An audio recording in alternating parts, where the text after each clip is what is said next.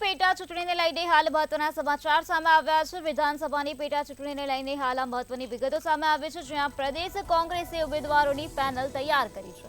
દિલ્હી કોંગ્રેસ હાઈકમાન્ડને નામ મોકલાયા છે। વિસાવદરથી ભાવેશ ત્રાપસિયા, ડોક્ટર પ્રિયવંદન કોરાટ, ખંભાતથી 3 નામની પેનલ મોકલી દેવામાં આવે છે। મહેન્દ્રસિંહ પરમાર, નવીનસિંહ સોલંકીનું નામ મોકલવામાં આવ્યું છે, તો દાનુભાઈ ગોહિલનું પણ નામ મોકલાયું હોવાનું સામે આવ્યું છે।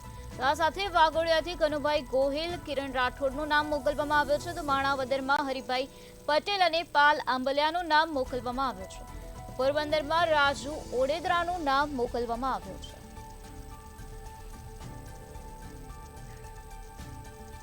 વિધાનસભાની પેટા ચૂંટણીને લઈને હાલ આ મહત્વના સમાચાર સામે આવ્યા છે, જ્યાં પ્રદેશ કોંગ્રેસે ઉમેદવારોની પેનલ તૈયાર કરી છે, જેમાં પોરબંદરમાંથી રાજુ ઓડેદરાનું નામ મોકલાયું છે, તો માણાવદરમાંથી હરિભાઈ પટેલ અને પાલ આંબલિયાનું નામ મોકલાયું। વાઘોડિયાથી કનુભાઈ ગોહિલ અને કિરણ રાઠોડનું નામ મોકલવામાં આવ્યું છે।